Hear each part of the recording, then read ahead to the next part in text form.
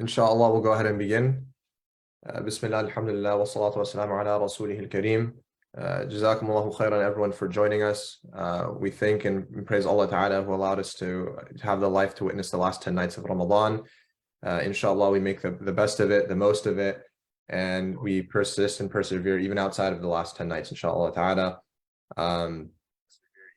That being said, for those who have joined our last 3 sessions, they will know that the theme or the topic for al-Arqam's Ramadan sessions this year has been taqwa, one that is quite befitting to the month of Ramadan, and one that I think, again, is relevant to persevering and persisting and adhering to Islam and staying away from haram and adhering to the halal, even in the context of outside of Ramadan. To quickly recap the last few weeks, the first week we had Abu Tariq give a more foundational talk on taqwa, its definition, how scholars understood various ayat in terms of taqwa, its root, waqa, protection, how to reconcile ayat that say have taqwa to the best of your ability versus taqwa that say fearing Allah as he should be feared. Abu Tariq also explored the relationship between taqwa and our intellectual beliefs in Islamic aqidah, as well as the relationship between ahkam shari'ah, or the halal, the haram, the do's and the don'ts as it relates to taqwa. The week after, we had Dr. Uthman Asrar address the relationship between taqwa, its outcomes, a more analytical view of how taqwa is discussed in the Quran Kareem, as well as the importance of self-restraint in a hyper-individualistic world and how that might impact or stifle the cultivation of taqwa, and some of his thoughts and reflections on how we can better do that. The week after that, so we went from foundational to analytical to the next week, which was more societal, communal, which had a context of situating taqwa in the correct context of mu'amalat, in the context of difficulty, right? One of the examples Dr. Ovamir Anjum gave was on divorce and the importance of having taqwa in those situations, not necessarily remaining aloof or removing yourself from those very concrete, practical examples, and how facilitation of taqwa must happen when it is difficult. Today's talk will be by Dr. Osman Umarji, as we will see today, which I think will put a really good bow and tie and kind of synthesize all these topics together by looking at definitions of taqwa, our definitions of taqwa, how it's impacted by relationships, social networks, our lived experiences, but also comment on how the Quran Kareem provides an idea of taqwa and how it helps us and assists us in phases of hardship, right? Kind of building off of Dr. Ovamir Anjum's topic. For those who don't know, Dr. Osman Umarji has a bachelor's of science in electrical engineering and a master's and PhD in educational psychology from UC Irvine. I happened to overlap a little bit with him during my time at UC Irvine, and I found him to be a great resource and mentor. In addition to that, he has studied Islam at al-Azhar University at Egypt. His research interests include the development of human motivation, religious socialization, spirituality, and Islamic legal theory, or usul al-fiqh. Dr. Umarji is currently an adjunct professor in the School of Education at UC Irvine. He has taught child development, adolescent development, and statistics. His expertise in both psychological and Islamic sciences allows him to conduct empirical research on contemporary issues facing Muslims. He is also a director and a fellow and a researcher at Yaqeen Institute. Now, before I pass it off to him, just a few house rules or considerations. Today's session will be slightly different than the others. I think today's presentation will be a little bit shorter than an hour and 30 minutes. It should be an hour, if not slightly less. That being said, that'll open up more time for a lot more fruitful and engaging Q&A. If you have a question and you want to hold it to the end, please feel free to message brother Q&A/Muhammad Kareem, or Muhammad in parentheses, and we can ask it at the tail ending of the Q&A session or portion of the segment. However, we are open today if anybody wants to jump in and has a question related to what's being discussed. Please feel free to raise your hand, and we'll allow you to unmute so we can have a little bit of a back and forth and engage with the topic a little bit more dynamically, inshallah. I'll announce it at the end, and Brother Muhammad will share some links in just a second. But for those, given that this is our last session for the Ramadan sessions for al-Arqam, please feel free to stay in touch via our YouTube channel, our Facebook page, as well as some of Abu Tariq's works on Hujjiyat al-Sunnah, where he discusses the authority of the Sunnah as well on Facebook. And if after today's event you find, hey, I still want to attend something more, and I still want to be plugged in, and I want to be attending something, tonight at the Islamic Center of San Gabriel Valley, again, the moderator, Muhammad, will post the address in the chat at around 11 o'clock. So after Salatul Tarawih finishes, there will be a reflection on Surah Al-Mu'minun, as well as some reflections on the LGBTQ agenda and how Surah Al-Mu'minun provides some answers there by Ustad Iyad Hilal tonight. Just wanted to get some of those out of the way. And without further ado, I'll pass it to our respected Dr. Osman Umarji. جزاكم الله خير. أعوذ بالله من الشيطان الرجيم. بسم الله الرحمن الرحيم. الحمد لله والصلاة والسلام على رسول الله وعلى آله وصحبه ومن والاه. جزاكم الله خير, everyone, for spending your valuable last few days with us. Really, it's always an honor and a privilege to be amongst the righteous and to share some of our thoughts and to benefit from one another. I mean, inshallah, today what I'd like to speak about will be quite different, I think, than our previous sessions. And I think what I'm going to attempt to do is zoom out a bit and try to understand not what taqwa is, but essentially where does some of our understandings of who Allah subhanahu wa ta'ala, where do they come from, and how does that influence our ability to then enact taqwa in moments that we did not expect that we'd have to, especially in times of tribulations and difficulties. And I'll begin with sharing a verse from the Quran where Allah subhanahu wa ta'ala, he establishes something that we know intellectually, which is where Allah says in Surah Al-A'raf, he says, "Inna rabbakum Allahu alladhi khalaqa as-samawati wal arda fi sittati ayyam thumma istawa 'ala al-'arsh yughshi al-layla an-nahar yatlubuhu hathithan wash-shamsa wal-qamara wan-nujuma musakhkharatin bi-amrihi ala lahu al-khalqu wal-amr tabarakallahu rabbul 'alamin." This is a verse where Allah subhanahu wa ta'ala, he elaborates that in telling us that indeed your Lord is Allah, who created the heavens and the earth in 6 days, and then he established himself above the throne. He covers the night with the day, which is in haste to follow it, and the sun, the moon, and the stars are all subservient by his command. Unquestionably, his is the creation and the command, or unquestionably to him belongs the creation and the command. Blessed is Allah, Lord of the world. This verse gets at a fundamental topic of our belief system, which is that Allah subhanahu wa ta'ala, as the creator of humanity, right, as the creator of the universe, as the one with all the perfect attributes, وَلِلَّهِ الْأَسْمَاءُ الْحُسْنَى, that we understand intellectually. Any Muslim at the kind of theological level, if you're sitting down in a classroom setting and you say that, does God, the one who created the universe, does he have a right to create whatever he wills? And people would say, yeah, of course. I mean, he made the universe. He has the right to create whatever he wishes to create. And you say, okay, well, does God then have the right to also command however he wishes to command and tell us what you should do and what you should not do? And people say, yeah, that makes sense as well. So for the most part, intellectually, the idea of Allah lahul khalq wal amr is not that complicated.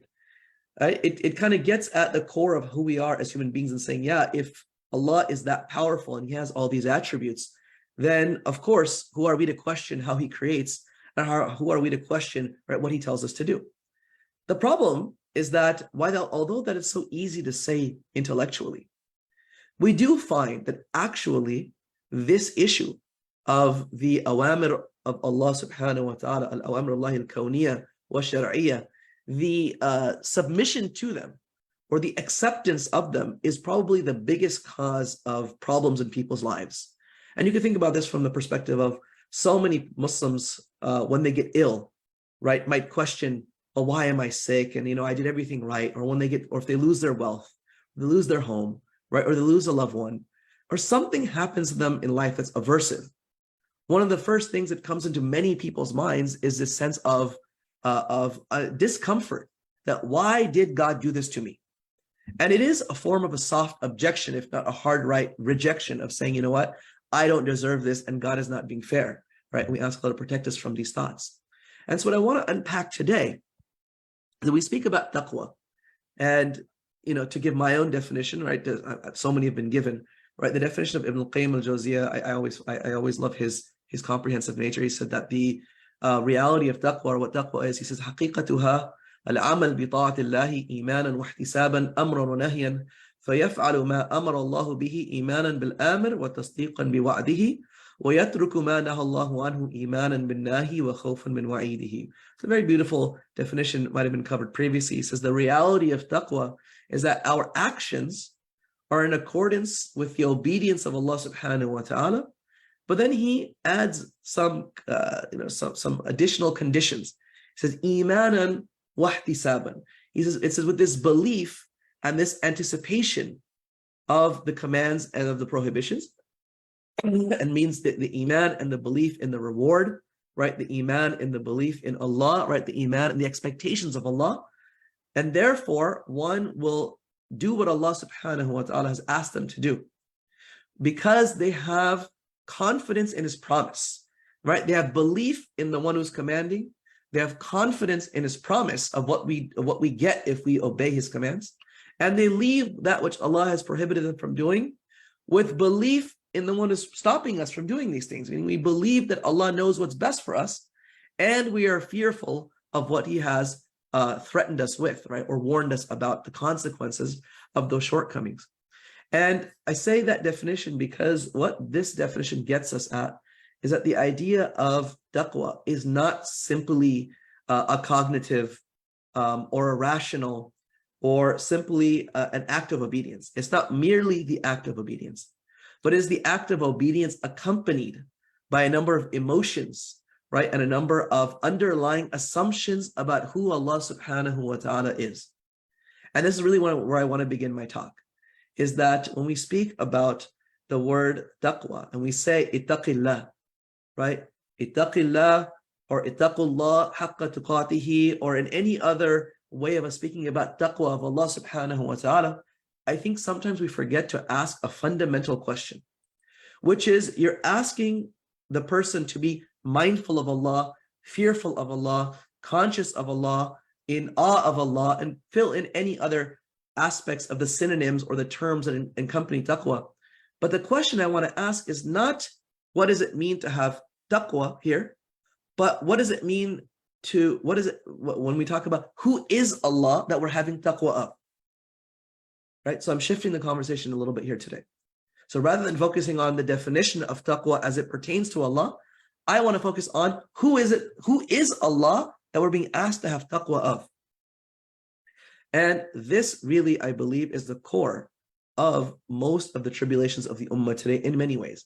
It is a misunderstanding of who we're asked to obey, who are asked to adhere to his commands and be content with what he's created or what he's commanded us. And this applies to both.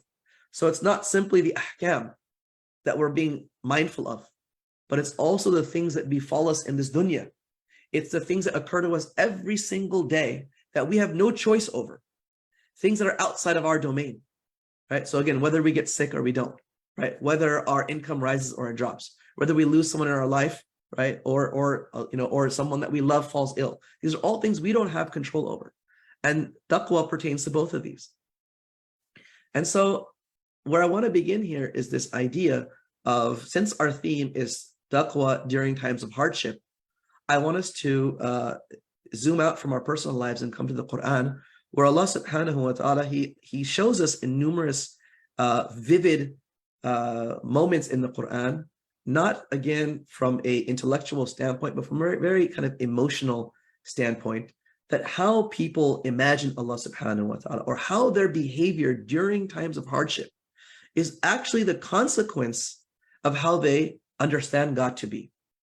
And he tells us in the Quran in one beautiful section in Surah Al-Ahzab, where he speaks about the battle of Al-Khandaq, right, the battle of the trench, right, that big battle that occurred, different opinions what year, usually they say around the 6th year or the 4th year, depending on the narrations, that where the Prophet ﷺ had 10,000 troops who were coming at him from Quraysh, right, from Ghatafan, right, and a number of other parties together with the backing of the Jews, right, of a few different tribes that has been expelled from Banu Nadir, and some of the other Jewish tribes, where they had all conspired against the Muslims, said this is our last chance to attack the Muslims, right? They were getting worried because Islam was beginning to get stronger and the Muslim state was getting stronger and stronger. So this delegation of three major parties of Quraysh, Ghatafan, and the Jews coming together and attacking the Prophet ﷺ and the companions.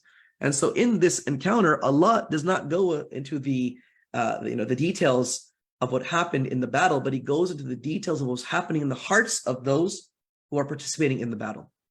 And he tells us in the Quran, when the Muslims, who were about 3,000-ish, saw 10,000 combatants coming towards them, laying siege to them in Medina, and even the surah, when it begins in the first ayat about the battle, Allah tells us that the state of the companions. He tells us in the ayat, Ya ayyuhalladhina amanu, that اذكروا نعمة الله عليكم إذ جاءتكم جنود فأرسلنا عليكم ريحا وجنودا لم تروها. Allah tells us about remembering that when the soldiers came, that what did Allah subhanahu wa ta'ala do? How he sent his soldiers in all kinds of different ways. He sent the wind, right? He sent soldiers we did not see. And then Allah describes what was happening in the hearts of the believers. When he says that when the soldiers came from above and below, when the enemies came from all over, وَإِذْ زَاغَتِ الْأَبْصَارُ وَبَلَغَتِ الْقُلُوبُ الْحَنَاجِرَ وَتَظُنُّونَ بِاللَّهِ الظُّنُونَ هُنَالِكَ بَتُلِيَ الْمُؤْمِنُونَ وَزُلْزِلُوا زِلْزَالًا شَدِيدًا. Allah describes the inner state of even the Sahaba, who you would think would have utmost steadfastness at all moments and times. But in this moment, Allah says that their eyes were wavering back and forth out of this excessive fear, and their hearts were about to come out of their chest, and some of them began to have some assumptions about Allah subhanahu wa ta'ala. And Allah is saying it is at that moment that the believers were tested and shaken with a severe shaking. And so then Allah tells us in a few ayat later what that looked like. What was that inner drive, or what were some of those inner assumptions that Allah wants to uncover for us? And he says, وَإِذْ يَقُولُ الْمُنَافِقُونَ وَالَّذِينَ فِي قُلُوبِهِمْ مَرَضٌ مَا وَعَدَنَا اللَّهُ وَرَسُولُهُ إِلَّا غُرُورًا. And so Allah tells us that what was happening in the hearts of these groups, he says, and when the hypocrites and those who had in their hearts a sickness, what did they say when they saw the 10,000 troops coming? They said, Allah and his messenger have promised us nothing but a delusion, meaning they have deluded us, they have lied to us. Hasha lillah, right? Now, what Allah is telling us is that this is what's causing this is not taqwa, of course, right? This is not the ideal of taqwa, right? This is not the ideal of being mindful and conscious and in awe of Allah in a moment of hardship, right? This is actually a lower level, right? A very low level, right, of awareness, let alone, outright hypocrisy if we're talking about a spectrum. And then Allah tells us in the next page, actually,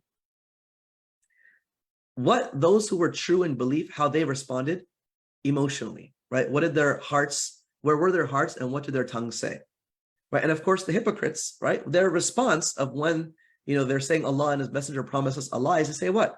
Right? They tell the Prophet, Inna buyutana awra, right? Allow us to go back to our homes are exposed. Let us leave the battlefield to go check on our families. وَمَا هِيَ بِعَوْرَةٍ.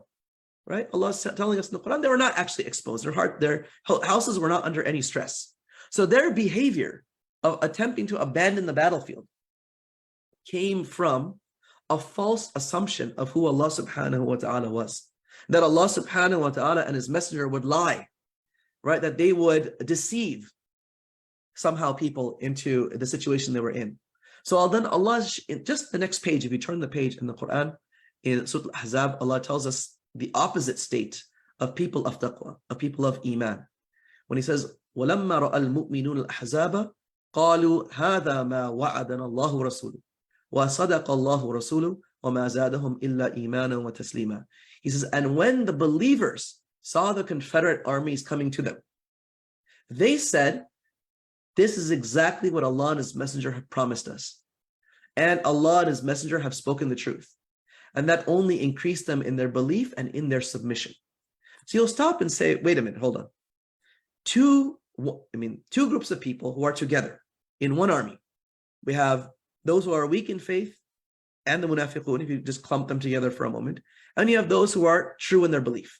They are both with the exact same eyes witnessing 10,000 enemy combatants marching towards them. Now you say, how is it possible that these two groups see the complete opposite? One group sees doom and destruction coming to them and concludes that Allah is, and based on the assumption that Allah and His Messenger lied to them. Another group says this is exactly what God and His Messenger have told us, and that only increases them in their faith. How is it to have such two completely diametrically opposed responses to adversity in this time of hardship? And it is, as Allah talks about in the Quran, it is a false understanding of who Allah subhanahu wa ta'ala is. It is a false assumption of who Allah is. And that exact same thing manifests in Surah Al-Imran, when Allah subhanahu wa ta'ala is talking about the Battle of Uhud. And when those who are weak in faith, and the hypocrites also, they begrudgingly went out to the battlefield, right? They didn't want to, but they're like, fine, we'll go, we'll get the spoils of war, right? And when they saw that the army was losing, and they saw that the Muslims lost and that people died, what happened to them? Right? Allah tells us in the Quran, وَيَظُنُّونَ بِاللَّهِ غَيْرُ الْحَقِّ ظَنَّ الْجَاهِلِيَّةِ. When they start talking about that, if they start second guessing, right, the decision to go out to battle, and they said, you know what, had we not gone out for battle, and instead we had stayed in our homes, right, instead we had stayed in Medina, then this wouldn't have happened, those people wouldn't have died, right? And all of this second guessing, Allah is telling us, where is this coming from? It's coming from ظَنَّ الْجَاهِلِيَّةِ, right? وَيَظُنُّونَ بِاللَّهِ غَيْرُ الْحَقِّ ظَنَّ الْجَاهِلِيَّةِ, where people have negative thoughts of Allah subhanahu wa ta'ala, negative assumptions about Allah subhanahu wa ta'ala, and these thoughts of Allah are coming from jahiliyyah, meaning they're not anything to do with Islam, right? And this is where I'm going to focus again the entire talk today, is to unpack and understand if the premise I am making is that our ability to enact taqwa, to turn on taqwa, because if you think about taqwa, it is an attribute, right, that a believer comes to possess. It is full of behaviors, it is full of emotions, right? It is in many ways a habit that one is inculcated, that the believer is able to turn on, that, you know what, whatever circumstance I'm in life, I will be able to enact taqwa in the circumstance. And of course, it has all these different manifestations that we've learned about in the coming weeks. But it's not like a light switch. Like anything in life, subhanAllah, sometimes we think that the academic study of something will allow us to bring that to life when we need it, right? And that does not actually work for almost anything. Any real skill, any real habit, right? Any real disposition that we're trying to inculcate within us is actually the fruit of repeated practice. And it's the fruit of repeated development, actually, right? There's a developmental process to inculcate any sort of a habit. And so let me give an example. If we were to take something as simple as a sport, right? For those of you who know me, right? I like sports. Sports analogies work well for me. So if you think about your own life and you play any sport, think about when you first learned to play a sport. Think about you learning to play basketball or soccer, right? Or anything else, right? What happens in the very beginning of you learning this sport? You have to learn explicitly. Someone comes and tells you, look, before you shoot a basketball, your feet should be in this position, right? Your arms and your elbows, they go into this position, right? You want to have this 90 degrees. Your hands go here, your left hand here, your right hand here, right? Your hand over your shoulder, right? Your spin is like this. And you slowly teach the young child or the young adult how to practice a proper form so that they begin to get, they learn the proper craft. Now, when they're practicing, they're mindful of it. You say, okay, stop, put my feet here, right? Put my arm here, right? Put my neck like this, right? And then you keep practicing. And the coach tells you, no, your arm is a little bit off here, right? Your foot is a little bit off here. And you refine that practice. Now, what ends up happening if you're a novice and you had an hour of practice or 2 hours of practice and they throw you into a game, right? Imagine you say, go in a scrimmage. In the scrimmage, it is nearly impossible to, when you're about to shoot, wait, put my feet here, my arm here, my head here. It doesn't happen. Your default body response will take over. And all of your bad habits that you came in with are going to come out, right? And the coach is going to say, what? Oh, man, I told you to do this and do that. You haven't built that trait. You haven't built the disposition yet, right? And the skill. And if you look at a professional athlete, right, you look at someone who knows that skill very well, whether it's kicking a soccer ball, right, or shooting a basketball, they are not thinking. They're not saying, when I go to shoot, I have to go through all the steps, right? My foot here, my arm here, my elbow here, right? My head here. It is completely intuitive. It is muscle memory. In fact, your brain has made these neural connections where it's so fast. Literally, it's a brain process, right? The neurological level, you have myelin. You have literally this fatty substance on your neurons that's connecting your neurons, that making this activity happening without any thought, right? And so you could be, people are yelling at you, screaming at you. It's hot, it's cold, lights are going off, cameras are blinking. You are in a complete state of focus because you've trained yourself, right? This is being mindful, right? This is taqwa in the sense of you're completely focused and aware and able to enact, right, that mindfulness in that activity, right? And you can think about this in any other domain of life, right? Any other aspect of life, right? When the going gets tough, right? If you're in a street fight, right? In any of these circumstances, the same thing. Your default is not what have you learned in the classroom, right? It's what have you mastered, right? And what is able to come out in the most natural of ways, right? And that is how we operate as human beings. So for taqwa, what I want to speak about today, of taqwa of Allah subhanahu wa ta'ala, is to move us away from thinking about it as an academic or an intellectual. I'm not denying that aspect of it, but that is not what is going to be enacted in times of hardship, right? When you are in the middle of a tribulation, or if I am in the middle of a tribulation, what comes out is going to be the default response. And that is how the Prophet Muhammad sallallahu alaihi wasallam, he said this in numerous hadith, when he said, "Innama sabr inda sadmat al-ula," right? He said that indeed even patience is at the first striking, right, of the calamity, right? It is not a calamity hit you and you stop and you say, well, what should I do, right? And you go through this process. Immediately they're going to have a default response that have been inculcated over years and years and years of how you were raised, right? And if you've engaged in this previously and how well you've mastered it. And that is why in the hadith of the Prophet Muhammad sallallahu alaihi wasallam, that is, he speaks about this when he said that he saw a young lady. There was a hadith where it's narrated that there was an old lady who was at the graveyard crying, right, over a grave, right? And the Prophet sallallahu alaihi wasallam stands behind her. She doesn't see him. And he tells her, "Ittaqillah wasbiri," right? And her default response comes out. And it is what? She said, "Get away from me," right? "Ilayka anni, fa innaka lam tusab bi musibati." And she had no idea that this response she was giving was to the Messenger of Allah sallallahu alaihi wasallam. Then someone told her that that was a messenger of Allah. And of course, the Prophet had left by this time. He gave the advice, he got repelled, and he walked back home. So then someone tells her that that was a messenger of Allah, you repelled. And of course, as a believer, she feels horrible. And she runs back to the house of the Prophet ﷺ and knocks the door. And she stands before, and she said that, "I didn't know it was you." And that's when he told her that that the true patience is enacted when that first calamity strikes. And it's interesting because in this hadith, he used taqwa and sabr together, right? Ittaqi wasbiri, right? So, inshallah, what I'd like to start to walk through in our time today is to stop and to say, where do we learn about who Allah subhanahu wa ta'ala is? Because your default understanding of Allah is what will be enacted, and it will be your default coping mechanism.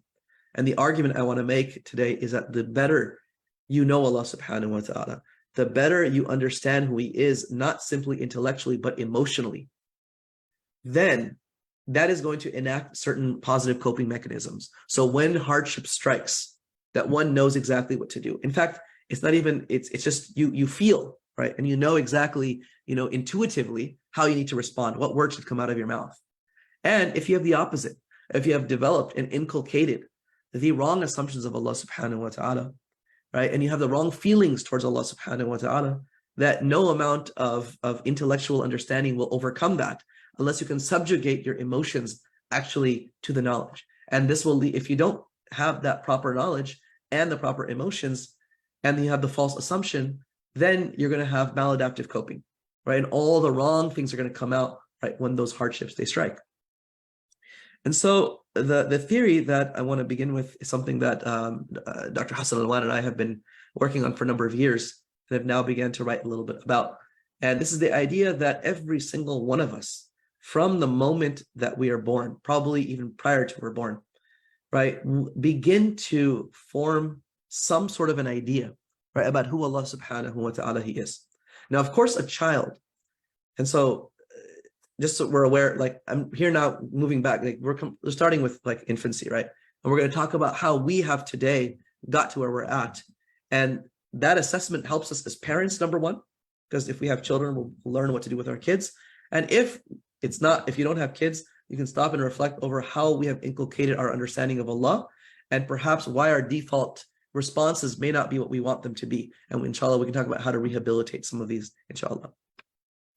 And so the idea is that when we are young, that even, before we've come into our existence, that Allah subhanahu wa ta'ala, right, there's some primordial, right, understanding, right, in our fitrah of who Allah is. But it is not something which is complex. It is something which we can articulate because young children don't have that ability. And so the theory that we are working upon is the idea that parents and the youngest caregivers in a child's life are essentially playing the role of shaping for young people what is their initial understanding of God. And just to provide some context around that, right? Like the child who's 2 or 3 cannot understand the abstract. And so for that young child, even when you teach them that there is God, right, and Allah exists, right, they'll repeat the statements. They'll say, La ilaha illallah, right? And they'll say things like, like the dua you ask them to say, but they really they don't have the ability cognitively to understand that there's an abstract entity out there that is overlooking the universe, who has created the universe and has all these attributes we tell them about, right? And so with these young children, over time, they begin, and all of us, by the way, we begin to slowly, as we develop, right, our faculties, right, and we develop our intellectual knowledge, right, we begin to then attribute certain things to Allah. Now, there's 2 fundamental sources of this knowledge. One of them is what we have been taught in a very intellectual academic sense. So when you sit down with your child and you say, Allah is one, right? Allah is al-Khaliq. He is the creator. He made the trees and he made the stars, right? And he made the planets and the moon and he made all this. And the kids internalize, that sun I see, it was created by Allah. That moon that I see was created by Allah. That flower I see was created by Allah, right? And that is easy for a child to begin to attach meaning towards, right? But it's not the only place, right, where they learn about who Allah is. The second place where they learn about who Allah subhanahu wa ta'ala is through the emotional experiences they have every single day, which we will enact or we will attach some sort of theological meaning upon. And what I mean by this is that every day we are breathing in life experiences, right?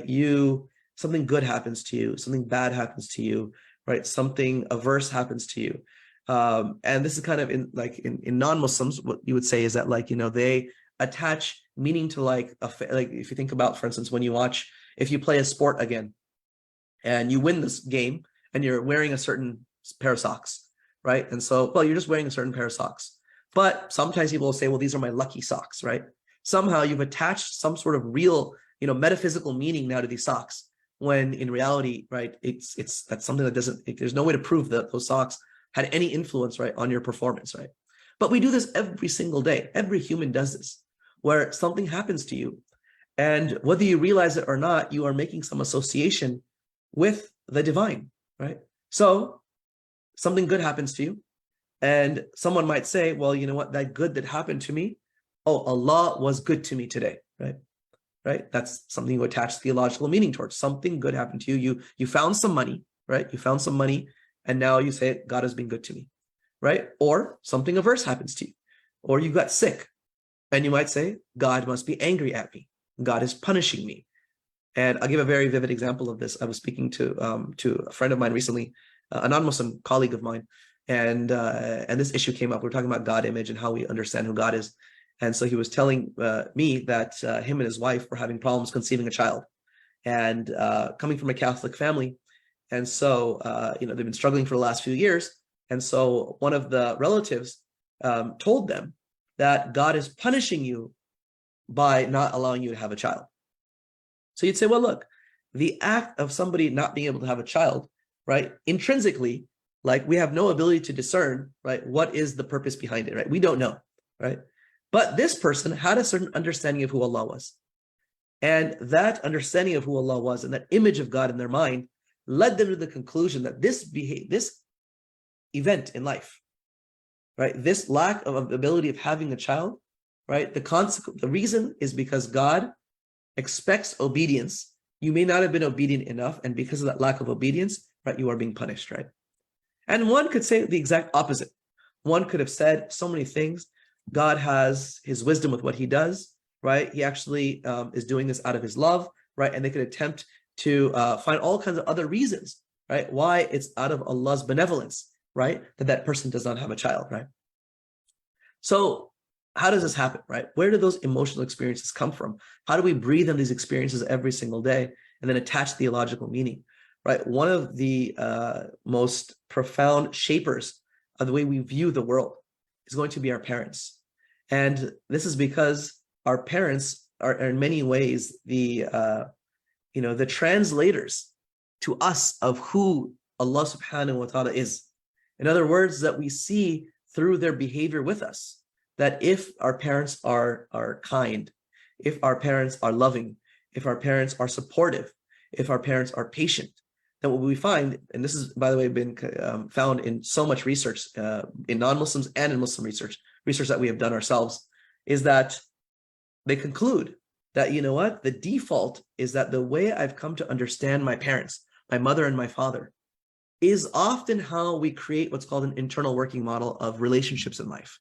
It's called attachment theory for those who are familiar with psychology, right? The idea that those early childhood experiences, they shape every relationship that we're going to have in life. And of course, it's not one-to-one correlation, but they heavily influence the default understanding of what do I expect out of human beings.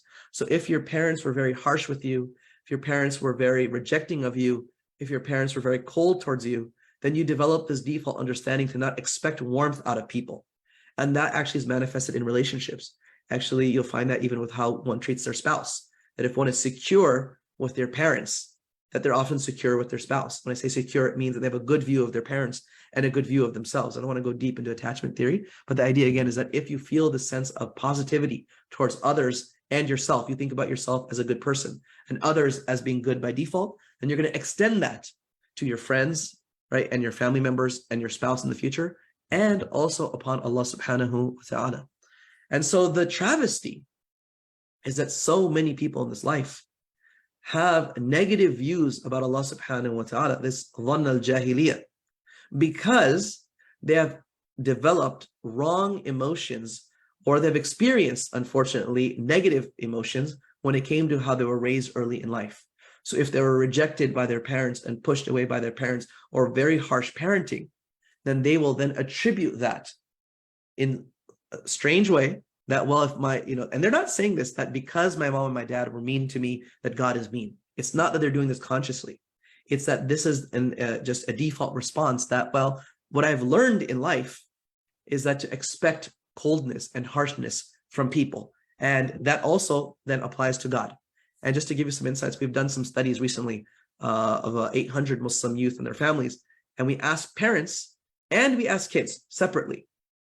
We asked parents about, tell us about your view of God. And we also asked children about their views of God. And then we began to try and make some connections. So we asked parents about, tell us, do you have do you feel God is near to you, as merciful to you, as kind towards you, as supportive towards you, or is he, or do you feel his distance, right, or his lack of compassion, or his lack of support? And then we asked them, how do you parent your kids?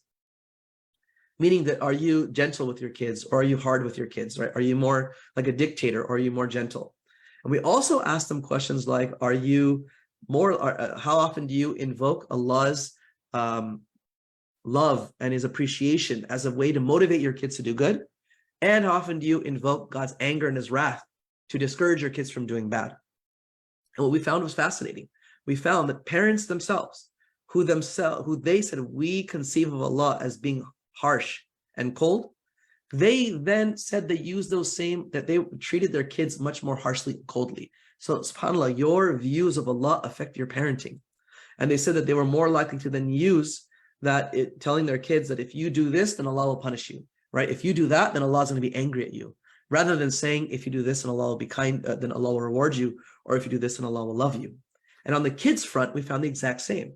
When we asked them about the way that they were parented, either it was harsh or whether it was gentle, And if they said that it was more gentle, they viewed Allah more positively and benevolently. And they had less hardships, they had less objections to the qadr of Allah subhanahu wa ta'ala, which we began with. So it was easier for them to submit to the commands of Allah, whether it had been with events He decrees in the universe or the commands of Allah that are shar'i, because they had this assumption in their mind that God is good, He's benevolent, He is a wali, He cares for us, right? When He commands out of His concern for us and His benevolence towards us. And so we found this to be really, really like we hypothesized it, but to see it come out in a Muslim population, right, is very scary. To say that, look, no matter how much you're being told that God, and it's because words fall on deaf ears. We can teach our children over and over again, and we can listen to 1,000 lectures that tell us intellectually that God has all these positive attributes. But if they don't experience it through actually human relationships, right? And you'd say at-takhalluq bi asma'illah, right? If human beings do not embody those attributes of Allah subhanahu wa ta'ala that we all know are essential, his karam, His generosity, right? His maghfirah, right? Or His afu, His pardoning and His forgiveness, right? His lutf, right? His gentleness, right? His wood, His love. If you don't experience that through human beings, it is very difficult to then imagine that Allah has those traits towards us. And so I want to just pause for a minute. I know we're getting about a little more than halfway through our session, that to really establish this key point is that the idea of taqwa of Allah, right? Taqwa Allahi azza wa jal, when someone's default response is that I don't have a positive view of God, which they don't say it because as Muslims, we have too much, we're too shy, right? And we don't have the audacity to speak about Allah in a negative way. But when you begin to really probe deep and you recognize there's a lot of pent-up negative emotions that someone has towards Allah, the idea of being mindful and having taqwa in that moment of hardship, it's going to be a maladaptive form of coping. What's going to end up happening when hardship strikes is that God is punishing me, right? God is angry at me, right? God is distant from me. God does not love me, right? God, and all those types of negative self-talk will kick in, which will lead to maladaptive coping. And that's the opposite of how the Anbiya, right? How they lived their life. And they went through hardship after hardship after hardship, right? So it wasn't that a hardship was correlated with, that God is angry at me or God is punishing me, right? Rather, it was oftentimes the opposite. So I'll continue on that strain in a little bit, inshallah, but I want to pause for a bit and just open it up for questions or reflections about this idea of how we come to see who Allah subhanahu wa ta'ala is, and especially as it relates to parenting, because I really said that in 5 minutes and it needs probably a few hours. So I'll just open it up for reflections and questions, inshallah. Assalamu alaikum. If anybody has any comments right now, you can go ahead and raise your hand. We'll give you the ability to unmute, inshallah, if you want to jump in on anything that was said. Reflections, questions, comments, concerns. Oh, we got one. Bismillah. Good. The floor is yours, Nizar. Assalamu alaikum. I was wondering for some practical advice for how to go about I don't know, words of affirmation that sound merciful, but also including Allah when speaking to children. I'm not even necessarily referring to my own children, but my nephews, to try and bring that in and just make it seem natural and practical in that sense. Yeah, Jazakumullah khair. So, and by the way, this doesn't apply just to your own children, as you've mentioned. What the research is showing is that children pick up on these cues from everyone in the environment, especially, of course, their parents have the highest dosage because they're around them the most, but it applies substantially to aunts and uncles, and other people in their life, as well as religious teachers, by the way, because religious teachers are thought of as being explicitly kind of representing God in the minds of human beings. And we do that as well, right? When we look at our teachers in faith, we'll say they must be a manifestation, right, of prophetic character, right? Or we hope they are, we expect they are. And of course, prophetic character is manifesting some of those beautiful attributes, right, of Allah subhanahu wa ta'ala. So some of the things that we can do, and this is not to say, by the way, that we remove, because taqwa, part of taqwa, as Ibn al-Qayyim and other people mention, is khawf, right, and khashya, right? There's an element of fear, there's an element of of not wanting to disappoint, right, Allah subhanahu wa ta'ala. And that is also part of being a good parent. Part of being a good parent is that your children are also like, you know what, I don't want to transgress certain bounds because there are consequences for this. And my parents have certain high expectations of me, right? And so we're not here to preach, a Christian form of like, God is love and everything is nice and dandy. No, it's not that, right? But the idea here is that when you go back to looking at the Hadith of the Prophet Muhammad ﷺ and you look at the Quran, ask yourself a question when you read it and you live with the ayat and the Hadith, is what is the ratio that we're finding here? How often is Allah subhanahu wa ta'ala, when he's speaking to the believers, by the way, right? Of course, when he speaks to, and he's doing zajr, right, to the enemies, right, of the faith, right, and to the munafiqun, and to the enemies of the Prophet Muhammad sallallahu alaihi wasallam, right, the extent of his wa'id, of his threat is far more intense, without a doubt, right? But when he's speaking to the believers especially, right, ask, well, how many times does Allah subhanahu wa ta'ala use his name of Rahman and Rahim and Ghafur, right? And these other attributes that we would say are on the benevolent, right, side of things, that are obviously benevolent, right? That his care and his compassion, right, or his wilaya, right, his protectiveness, right? That how much is that being invoked relative to his harshness, right? So it gives us some sort of a blueprint, right? Or the Prophet Muhammad sallallahu alaihi wasallam, when he's talking to the companions, again, how much is he encouraging them by invoking Allah's mercy and his compassion and his love, rather than invoking Allah subhanahu wa ta'ala, his anger or his wrath. So yes, both are being invoked, but what is the default? What is the ratio here? So one of the ways that I recommend, wallahu alam, is that children, what they end up doing, or we all do, is we do this thing that's called symbolic conditioning, right? Is what parents will do or kids will absorb, which is we make associations between words, right? So when you hear about a positive trait, right, about anything in life, right, anything which you find enjoyable. So if I say the word Ramadan, it's a good example, right? Growing up, when I heard the word Ramadan, certain things came into my consciousness. Maybe some of you can chime in or even put in the chat. When you hear the word Ramadan, what are the first 3 or 4 things that without thinking pop into your mind, right? For me, it was samosas, right? It was certain other like pakoras and bhajias and fried items my mother would make, like kind of only in Ramadan, right? And like faluda and like like ravza, like for some reason in my mind growing up, when I hear Ramadan is coming, that's what I think about, right? We weren't a family that went to the masjid every single night for Tarawih, right? Of course, we do the basics, but like I wasn't thinking about like the overtly religious, right? Now it's just the way I was raised. Right? It's not that my mom and dad told me, hey, or Sunday school said, hey guys, Ramadan is a time of samosas and a time of these. No, you don't, right? You just build associations because of the frequency of things that are happening. So I know the month of Ramadan is associated with all these things coming, right? And the same thing you think about a person, right? If I mention to certain people, hey, when you think of, for instance, Umar ibn Khattab, right, as an example, right? You automatically have certain things that pop into your mind, right? You can't fight it. Either it's toughness, it's power, it's strength, whatever way you've read into his seerah, right? And read his biography, right? You are going to attach those type of meanings to him. So for parents, the goal here is that we want our children, when they think about Allah subhanahu wa ta'ala, and I've done this, by the way, with youth in many settings and adults, and you say to them, okay, don't think this too hard. Just when I say the word, tell me what comes to your mind. And you say, Allah. What comes to mind? Typically, what comes to mind for Muslims is attributes of his power and his strength, right? He's Khaliq, he's al-Ahad, right? And typically those aspects of his Jalal are manifested because those are the things that we're most comfortable with theologically, right? It's just things that come to our mind automatically. And this is why no Muslim fails a test of like Allah is one, right? Allah is a creator, right? Allah is the he controls the affairs of the universe. There's no doubt over that. But what you don't find often being mentioned is he's near, he's intimate, right? He's loving, right? He's caring, right? He's a wali, right? And so you say, well, why do those not come into our consciousness?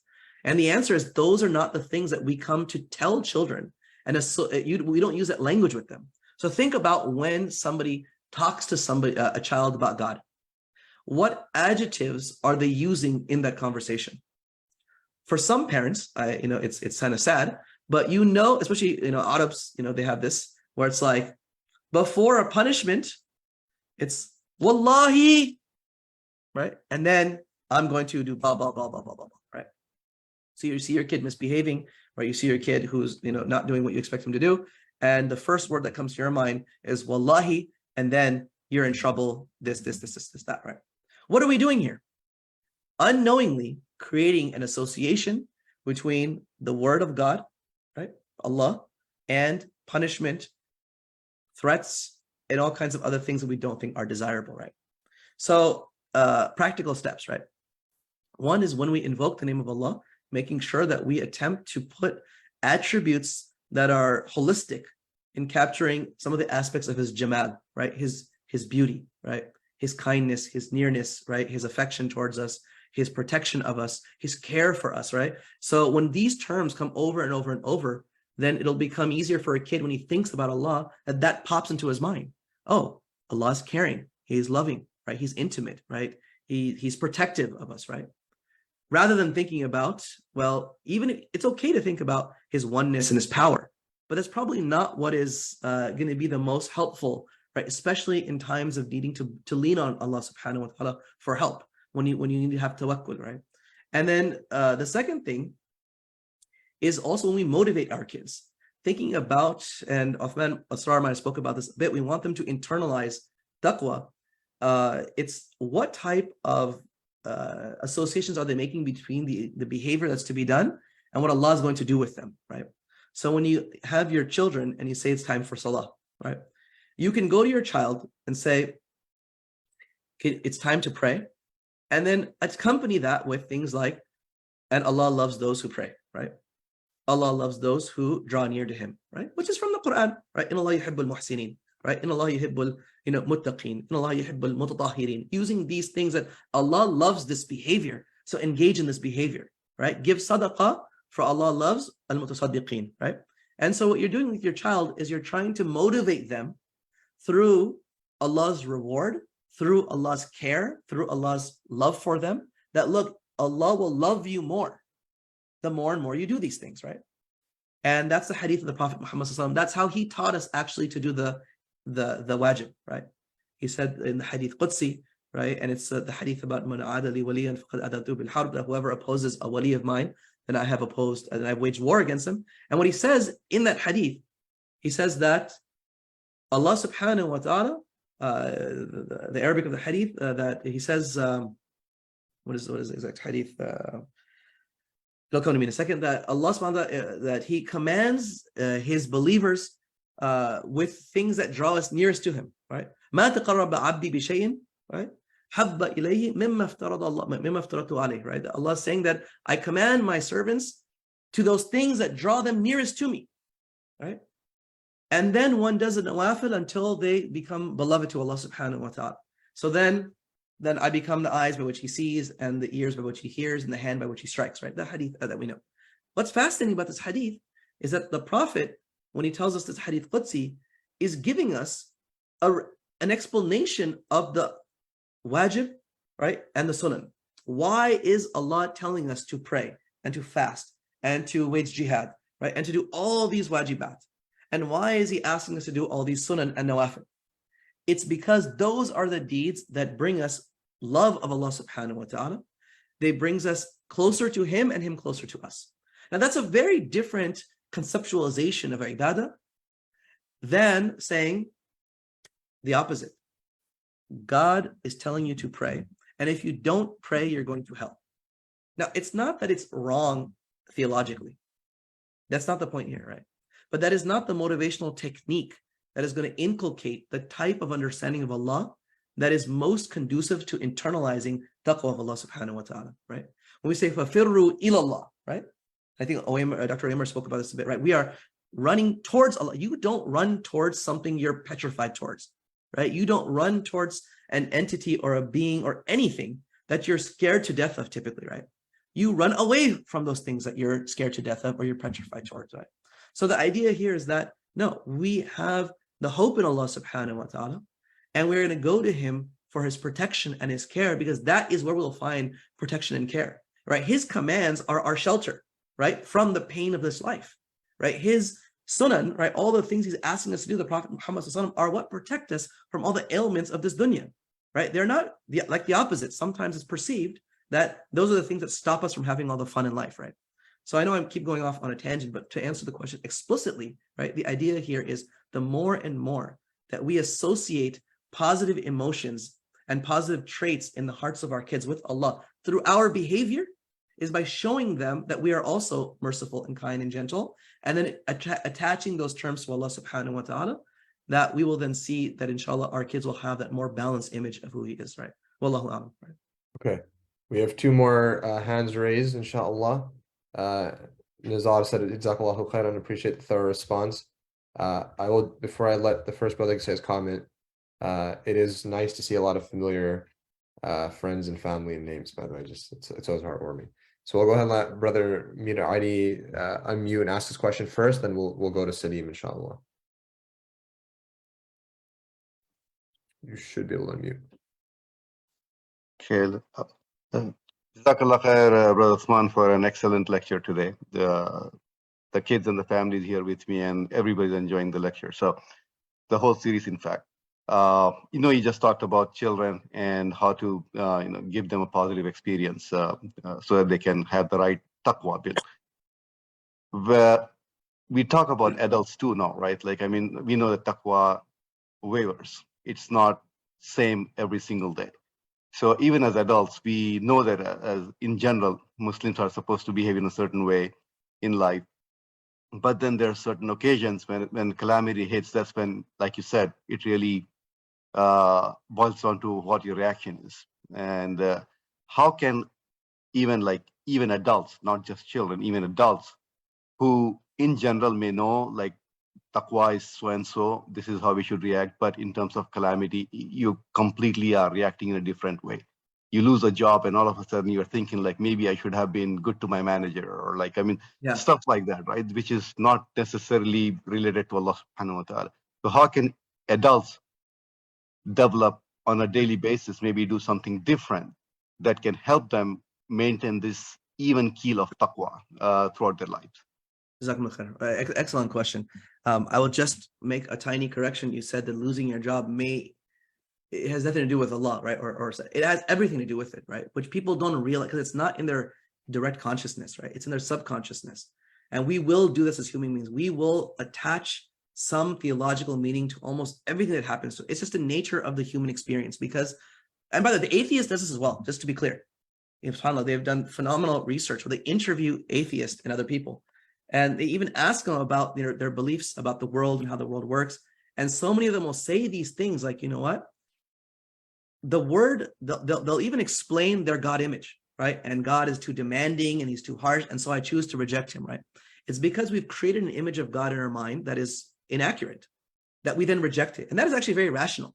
For someone to have a very distorted image of God and to reject that is actually not the most irrational thing. The problems that they unfortunately were taught, right, a wrong image. And this is where Allah 3 times in the Quran says, وَمَا قَدَرُ اللَّهَ حَقَّ قَدْرِهِ, right? 3 times he tells us that people have not estimated Allah in his proper estimation, because he knows it's a common theme of the human experience. To answer your question directly, there's a couple things we can speak about. Number one is the modern world, the Western world, has, in eliminating Allah from the equation of life, has come to look at pain and tribulations as intrinsically aversive. Okay, and this is a huge problem.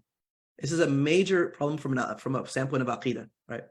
Is that the assumption that pain and suffer, or I should say the word suffering, but pain or even suffering and aversive life events and difficulties and tribulations are meant to be kind of run away from, right? And that we don't actually think that they have value, is something which is going to end up causing a lot of maladaptive coping, to say the least, right? Which is why the scholars have written tremendous, on this. Ibn Abdul Salam, he wrote a book on the 17 benefits of ibtila, essentially, right? Because we need to re-understand and retrain our minds into understanding what is the purpose of pain and suffering in the world. And by this is a question of theodicy, right? It's a huge question. Why does pain and suffering exist, right? But we need to unpack this. Is that when bad, quote unquote, bad things happen to us in life, what do we think about the root of that, right? And for a believer, the default should always be, all the time, without exception, right, is that when Allah subhanahu wa ta'ala allows something to happen, right? The khalq that he created, this event he has created, right? The event to us intrinsically, right? We are unable to discern, right? Whether that was something which was, good or bad, right? It's not our ability to discern that. But what we can do is to know that when something happens, our reaction to it, right, is what determines whether that was good or bad, right? And that is a really important distinction, right? Because one cannot say, because it's true, sometimes something could happen to somebody, right? I'll give you an example. When the Prophet Muhammad saw the wind blowing, right? The wind could wreak havoc and destruction, and it could be a punishment, and it could be a source of rahmah. And this is why the wind would come. The Prophet Muhammad would ask Allah, say, "Oh Allah, right, make this a nourishing wind, right, and protect us, right, from it being harmful, right?" And this idea is that the Prophet says, "I don't know why this wind is coming, right? It could be good and it could be bad, but it's the response of the believer that matters. And the response of the believer should always be rooted in what? Is that Allah wants us to learn a lesson from this event. And there's actually this idea of a benevolent punishment as well that exists. And the good example of that is from Surah al-Qalam, if we want to think about it, where Allah subhanahu wa ta'ala talks about the Ashab al-Jannah, right? When those people had a garden, and because of their lack of gratitude and the fact they did not want to share the fruits of the garden with the poor, what did Allah subhanahu wa ta'ala do to them? He destroyed their garden. Now one could look at that and say, well, that is an act of punishment, right? And in many ways it was, well, punishment depends on how you think about punishment, but it was an act what was teaching them a lesson. But did they learn the lesson? That's what determines whether it was good or not, right? It could be a punishment or it could be a blessing. And they began to argue at first and blame one another. And finally it said, Inna kunna zalimin, right?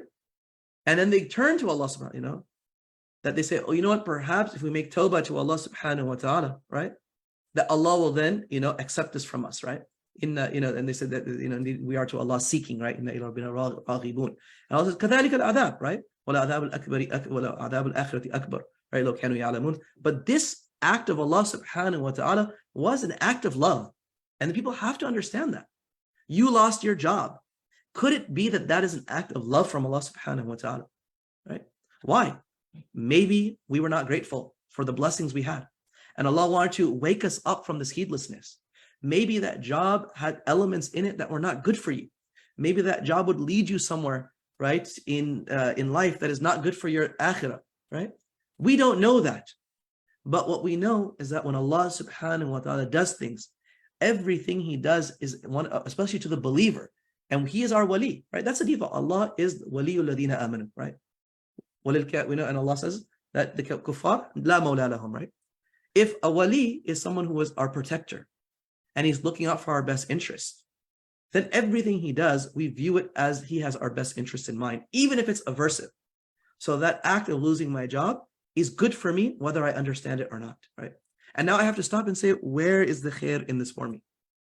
And that's what Shaykh al-Islam Ibn Taymiyyah, right? That beautiful statement he said when he told his students, right? Ibn Qayyim, he says, what can my enemies do to me, right? You throw me in jail, it's khalwa. I get to sit and read Quran and do dhikr and write and read, right? You want to banish me from my land? It's tourism. You want to kill me, right? It's shahada. There's absolutely nothing one person could do to me, that khalq could do to me, except that I understand that in a way of Allah subhanahu wa ta'ala's benevolence towards me, right? And that is a high state of taqwa, right? But that can only occur if we've inculcated from day one and months in advance. It's that muscle we're speaking about. It's the neurological memory that when something bad happens, a sadmatul ula, right? The first calamity strikes us. Our default response is Allah has khair for us in this. Allah wants me to learn something out of this, right? And you can do that by looking at the stories of the prophets, by the way, if you're an adult here, right? And again, it should shift our understanding of, again, well, does God, this prosperity theology has seeped into our Muslims' hearts as well. That when God is good to us, it's a sign of our taqwa, right? And if God is not good to us, it's a sign of His wrath towards us. This is absolutely false, right? يُبْتَلَى الرَّجُلَ حَسَبِ دِينِهِ فَإِنْ كَانَ فِي دِينِهِ صَلَابَةً زِيدَ فِي بَلَائِهِ, as the Prophet said, that Allah will introduce bala into someone's life on the extent of their iman and their faith, right? That, no, the prophets of Allah, the most beloved, Rasulullah sallallahu alaihi wasallam, was dragged from hardship to hardship through hardship every single time. Why?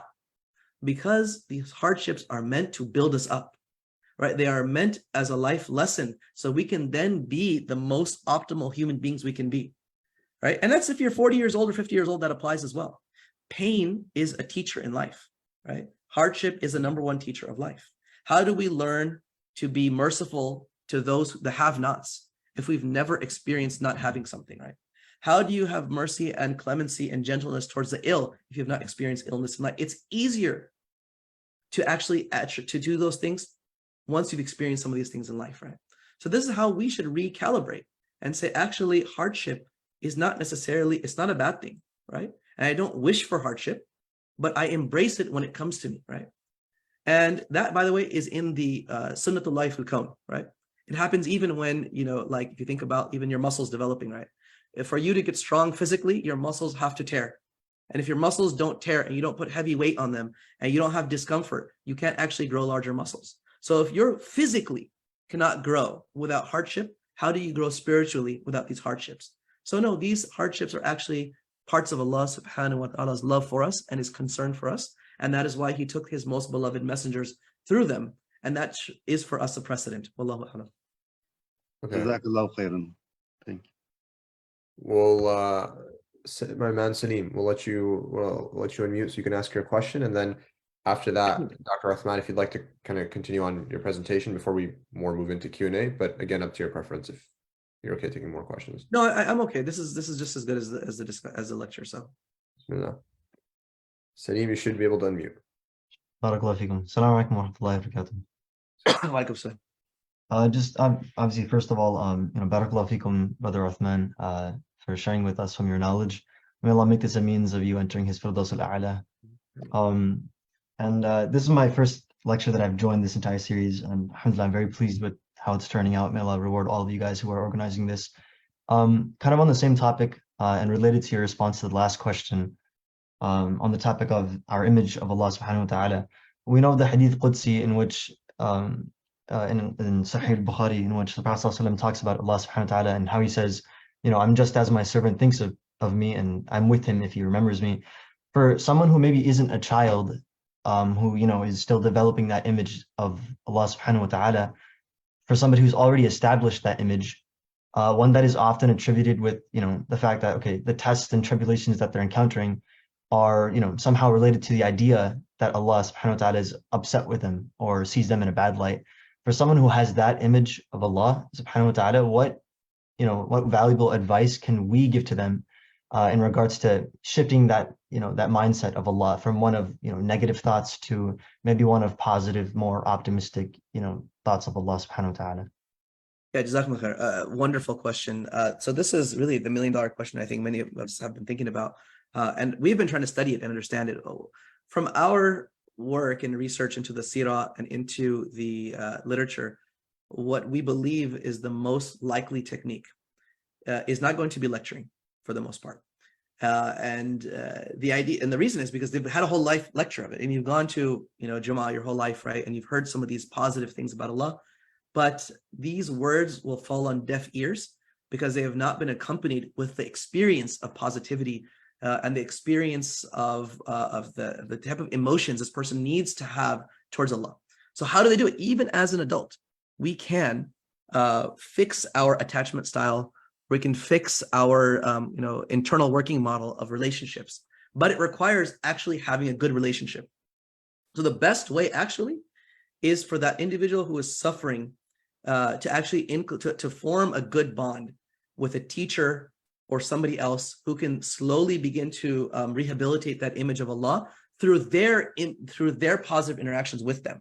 So when somebody has a teacher of Islam, and that teacher is not only saying the right things, but then doing the right things. So they're seeing, okay, you know what? When this person talks about Allah is forgiving, well, I see forgiveness in their behavior, right? When they say that Allah is forbearant, right? I see forbearance in their behavior, right? I see the generosity, right? I see this love, right? I see this type of, so all that has to come out. And this is, subhanAllah, you look at the sunnah of the Prophet Muhammad, this is exactly what he did. The companions came in as adults with a lot of distortions, right? They came in with, the Jahili understanding, right? That God is vengeful, right? He likes blood, right? So what happened what even happened in, when they went to Egypt, right? The people there, when there's the Nile is flooded, when the Nile is dry, right? They're like, well, you got to sacrifice someone, throw them in the river, right? That's what Sahaba, go and they see, that this is what the people need. That's what the Jahiliyyah culture was like. And so the Prophet Muhammad SAW, it can't just happen through words, right? He is then doing these acts to them, where he's narrating, number one, stories. That helps. So a couple things you can do. One is narrating of stories. What are some of those stories? Right? We have the story of like the man who killed 99 people, right? And then he killed the 100 when the person told him, no, Allah can't forgive you. But that story gives us some idea that no matter what you've done wrong, that you can find Allah's positivity with you, right? Or the story of the prostitute, right? And that no matter what sins that we do, right, Allah can forgive us, right? And there's so many of these stories, we can go through an entire lecture series on those stories. But number two is when he's with the companions, is he then showing them, because he is musharra essentially, right? And he's in a way, he's speaking on behalf of Allah subhanahu wa ta'ala in the ahkam as well. So when people come to him, imagine somebody comes and he says, Ya Rasulullah, I'm destroyed, right? And the Prophet says that, well, why are you destroyed? Why do you, feel this way? He says, and we're talking about Ramadan. He's like, I had intimacy with my wife in Ramadan. And that's a huge sin, right? To have intimacy with your spouse in Ramadan. So the Prophet Muhammad SAW, look at how he deals with them. He says, okay, can you free a slave? Cannot free a slave, right? Can you, fast 60 consecutive days? Well, couldn't last a day. You want me to fast 60? Can you feed 64 people? Can't feed 64 people, right? I can't do these things, right? And so the Prophet, now he deliberates. And this is in public, by the way, right? He deliberates and the man sits down and the Prophet says, let me get back to you. And while this happens, a man comes and gives the Prophet a basket of dates. Then he gets the dates and the Prophet says, where's that man who asked the question? He says, I'm here. He says, can you take this dates and then go and distribute it to the poor? He says, Ya Rasulullah, I don't know anyone who's poorer than me in all of Medina. So what does the Prophet do? He smiles and says, take these dates and go to your family, right? Now, all the companions are watching, right? And that man is watching. And the man came acknowledging his sin, right? It's not like he's like, he made the sin, I don't care about it. Like there's a sense of inaba in this person, right? He is attempting to rectify his wrong. But the cost is very high for him, right? I can't do those things. But the Prophet sees his desire to take a step towards Allah subhanahu wa ta'ala. And when he acknowledges the difficulty of this man, right? He lets him go with it, right? You did your best, now go and you feed your family. Do sadaqah on your family, right? So the companions are seeing, look at the mercy of the Prophet Muhammad sallallahu alaihi wasallam. And if he is rahmatan lil alameen, who is Allah subhanahu wa ta'ala, right? You see the story of what is the cousin's name? Fadl ibn Abbas, right? The cousin of the Prophet Muhammad sallallahu alaihi wasallam on Yawm al-Nahr. He's sitting on the back of his camel, right? And the Muslims are coming and asking questions after questions. Prophet is on his camel, right? His cousin behind him, and a beautiful young woman comes to ask a question, right? And Al-Fadl ibn Abbas is awestruck and staring at this woman, because of her beauty. And again, the Prophet Muhammad sallallahu alaihi wasallam, what does he do, right? He turns his head back, he takes his chin, and he turns the chin of Al-Fadl, and the issue is taken care of, right? The Fadl recognizing that what he was doing was wrong. But again, it's the gentleness. So if that person needs to see gentleness in their relationships, if they get that rehabilitation, that is probably the most likely way that they will then be able to say, you know what, I feel that Allah is kind to me. Because when we say Allah's Razzaq, right, the rizq of Allah comes through me. Allah doesn't drop you your paycheck into your bank account. It goes through some other human means, right? Allah's generosity comes through these human means. So if the takhalluq of asma Allah, if the attributes of Allah are not manifested at the hands of the creation, then the person is not going to be able to learn it through lecturing. So even if you're an adult, you need to form a bond with a teacher through regular interactions, right? Where it's not online, it's not through Zoom, right? It's through, I see this person's conduct, and that conduct has helped me rehabilitate, that I can trust in people, and I now can attribute some of those positive traits towards my creator, Allah subhanahu wa ta'ala. Wallahu alam, that's what we've found to be, at this point, the most beneficial. Right? Okay, we'll go ahead and open it up for Brother Harun, and then unless you lowered his hand. Harun, I don't know if that was an accident, but if you want, I can have you on mute. Let me... Thank you, man. Assalamu alaikum, Brother Usman. I was actually not here for the entire lecture, so I was just wondering if you can give me a brief, small recap of what you've gone over from the previous time that you did it, if that's okay with you. I mean, if it's going to prolong anything, then No, very briefly, like a thesis statement, right? We can say that the idea here is when Thank we're you. talking about being conscious of Allah or mindful of Allah or having taqwa of Allah, that instead of focusing on taqwa as a term, I want to focus on how we imagine who Allah is. Because when the going gets tough in life, when you're hit with a hardship, when you're in any moment of life and you need to pull on, some sort of coping mechanisms, you're going to go to your default understanding of who Allah is. And if you view Allah as this benevolent, loving, caring, protective entity, then you're going to cope with it in a way that reflects that understanding of Allah. So, you know what, I'm in hardship. God wants good for me in this circumstance. God is trying to forgive me. He's trying to raise my rank. He's trying to teach me a lesson. Those type of mindsets will come to mind. And if we have inculcated a very negative view of Allah subhanahu wa ta'ala through harsh relationships in life or any other way that we've been developmentally taught about Allah in a wrong fashion, then when the going gets tough, we're going to attribute maladaptive things to Allah, right? And we're going to see the world through this lens as unhealthy, that I'm being punished, right? I'm being, Allah's anger is angry at me. God doesn't love me. And that maladaptive coping is probably going to lead to worse and worse outcomes. So the entire premise of the talk today is doing our best to inculcate a healthy image of Allah, because that emotional experience of Allah will dominate kind of our Sunday school or even kind of textbook knowledge of who God is. And Ibn al-Qayyim actually has a really nice quote about this. Is, I was asking Dr. Hassan, as we're doing our research, to be like, how do we find, do we find a precedent in the Turath for some of these ideas that we're trying to give, right? Because of course, that's always the way that we know that what we're saying, is in accordance, with Islam. And so Ibn al-Qayyim, he has this really fascinating quote in Manzilat al-Taslim in Madarij al-Salikin, and the station of submission, where he talks about, he said that the English translation I'll give, he says that the power of emotions, right, is oftentimes more, the power of emotional states is much stronger than that of cognitive states. He said, if one's emotional state is opposed to what one knows intellectually, then the emotional state ends up being an oppressive ruler, meaning it will dominate and lead you down the wrong path. He said, in such a case, the sword of knowledge must come out and must subjugate it, right?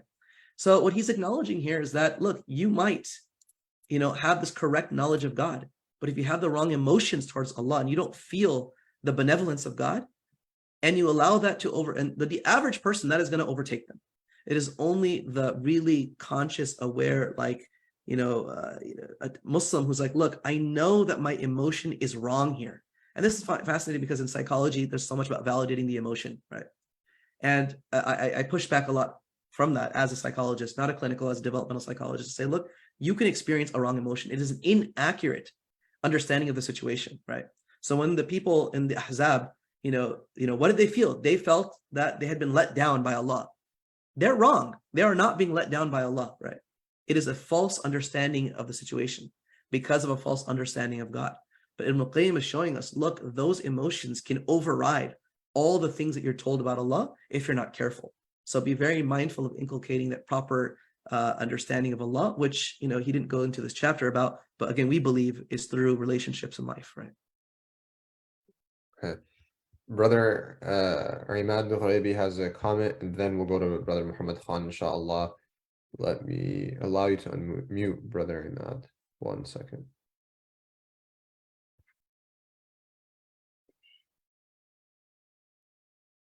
All right. Okay. Jazakum Allah. Assalamu alaikum, Brother Umarji. Jazakum Allah khair for your presentation, the emphasis on the role of the parents and the teachers in inculcating or inducing a positive view about Allah and how that affects taqwa.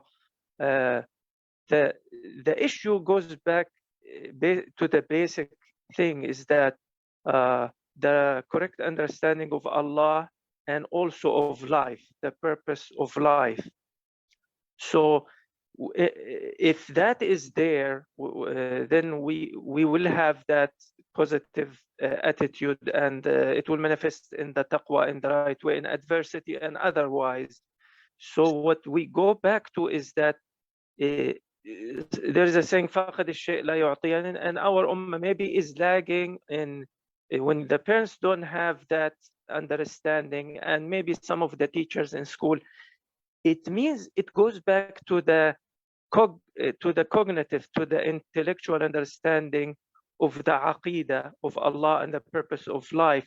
So I would say it will have to go to the intellectual first, and the understanding of the aqidah, the iman, building it intellectually correctly, and then the part that is lagging in that area will manifest. We'll have the parents know how to behave in the right way, the teachers, and that will start changing in the mother. But I think the emotional effect of having that on the upbringing of the kids and the people when they grow up as a result will have to go back to the intellectual part.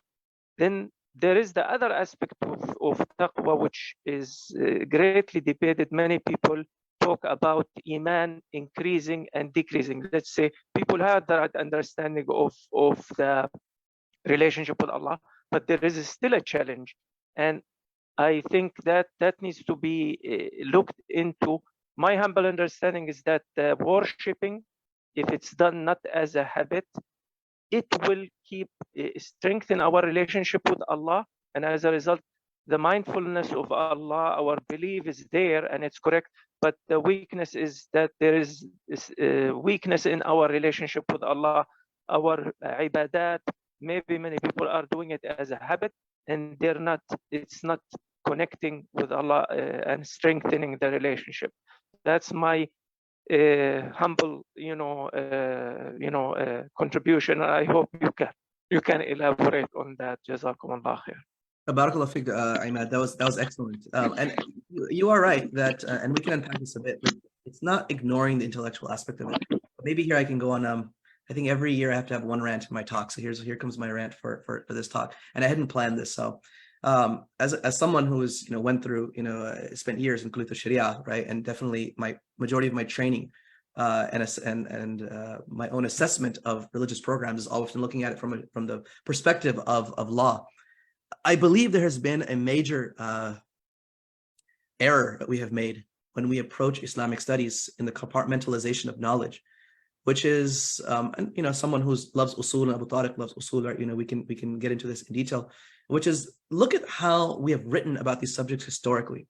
When someone is learning about Islam, especially when we start getting religious later in life, which is really, common in the Western experience, we don't know who Allah is spiritually, we don't know who He is emotionally, and we start, at a later period in life, and you go straight to like the cold hard facts, and you open up a book in usul fiqh, and you open up, and you talk about a chapter of who was al-Hakim, right? And who was the Musharra', right? And what this ends up being is a very deep intellectual analysis of, again, why does Allah have a right to legislate, and what is a consequence of Him being the legislator? And then you get into issues of taklif very quickly, right? That, who's the mukallaf, right? And all these things. And even those terminology, in many ways, is problematic, right? It's not that it's wrong per se, but it can create wrong associations. So what does the word taklif mean, right? Or to be mukallaf, right? It means that you are burdened with something, right? It means like you kind of carry like the idea of this weight on your shoulder, right? And usually it's not like you don't want to have taklif, right? Even if you talk like in Urdu and these things, no takalluf, like all this terminology we love that we use, right? Taklif is not a desirable thing, right? But we know that we are mukallaf, right? But here's a problem. Is ibadah supposed to be taught, again, as look, Allah is the hakim, He has a right to tell you what to do, He knows what you should do, so you got all these things to do, and you're burdened with doing these things, and if you do it, you get Jannah, if you don't get it, you get hellfire. Now that is not wrong intellectually, right? But it is problematic in developing the right type of emotions that we want. So what I would personally argue is that, look, here's a problem. We are teaching about Allah in an imbalanced way. So when you teach about Allah as al-Hakim, there's nothing wrong with that. But that is just like if we said, you know what, I want to teach about Allah subhanahu wa ta'ala, and I'm only going to teach about Allah as Rahman and nothing else, right? And so you can't do that. He has all these other names and attributes, right? Well, sometimes we put on our usuli caps and our sharia caps. We talk about Allah as al-Hakim, and that's it. It's a very dry, he is a judge, and he is an evaluator, and he is a cop, right? And he observes, and that inculcates an image of Allah that we have found to be very, very dangerous. Because this is not what ibadah is supposed to be. Ibadah is supposed to be about love. It's supposed to be about enjoyment. It's about ladha, right? And if you want to learn this, right, Al-Izz ibn Abdul Salam as an usuli, it's a whole book, right? He talks about, al-Qawaid al-Kubra, right? And he talks about like the idea of maslaha in ibadah, right? That in ibadah there's ladha, right? And so when you inculcate that, look, salah, sadaqah, again, jihad, ta'ah, all these things, like there is like emotions in it, right? These are things that we need to bake into our curriculum. So when we teach someone that Allah is al-Hakim, he is al-Hakim, but he's also al-Wali.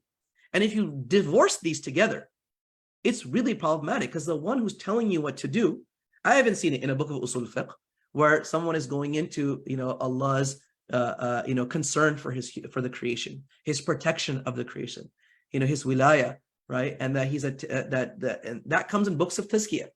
And unfortunately, we have this rift where people who read books of tazkiyah don't often read the books of usul, and people who read the books of usul don't read the books of tazkiyah. And now we have people who, one has the cognitive and not the emotional, and the other has the emotional and not the cognitive, right?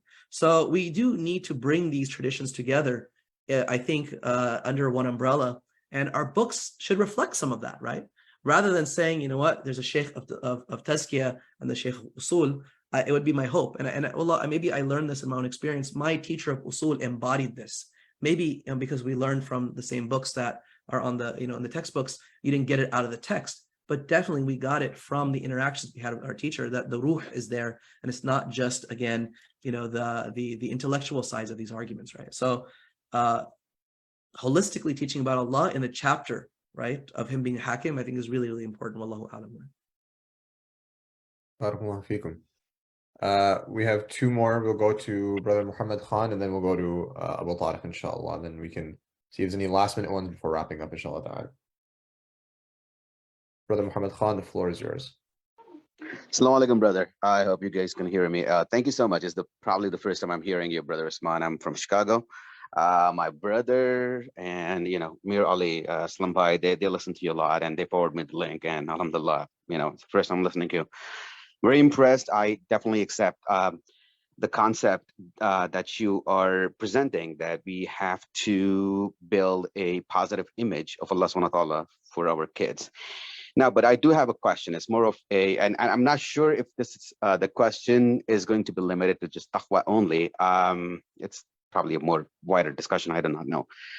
But the question is, but when we bring attachment theory and lay emphasis on the fact that, hey, your image of Allah subhanahu wa ta'ala will be guided by, or is dependent on how your parents treated you, or how the people who you love and you grew up with and were close to you treated you.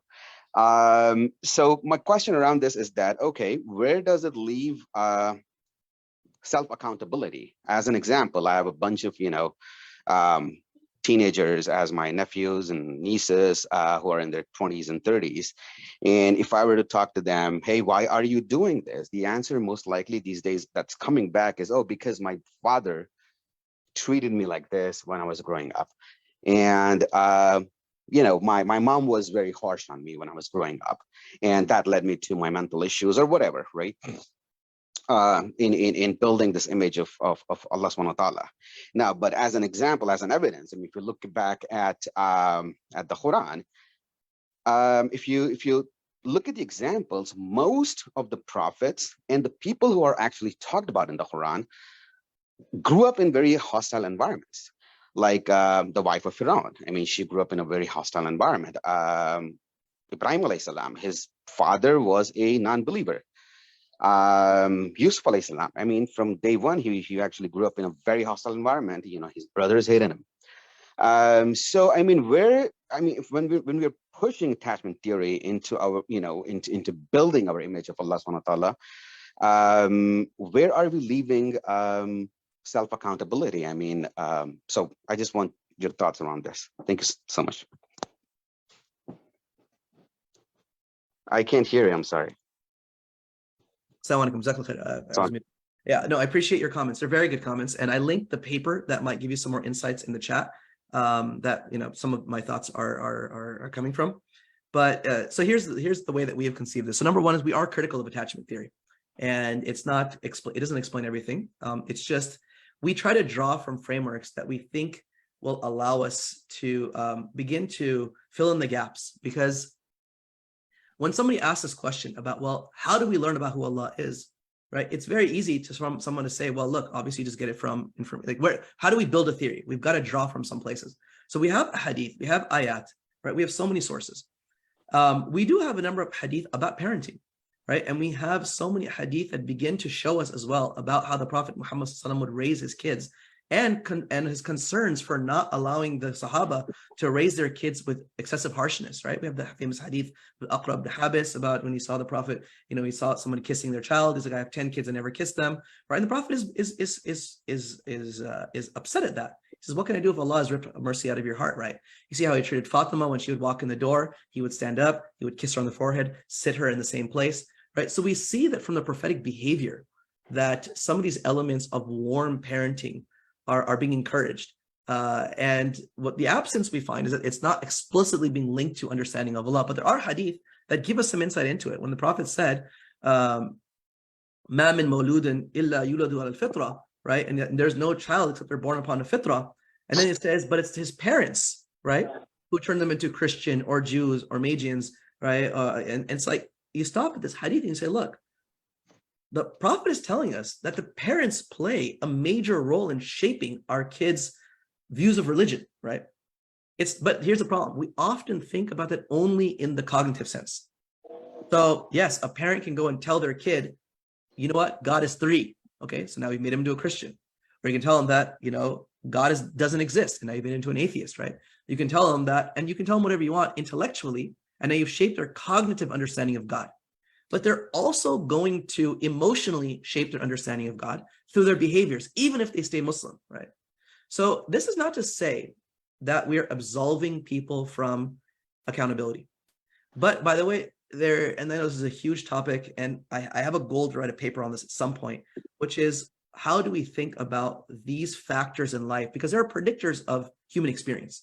We know that genes, environments, parents, neighbors, communities that we live in, all influence our beliefs, right? They influence our beliefs about Allah, about atheism, about our sense of self, and our trauma. Like all these things are influenced by numerous factors.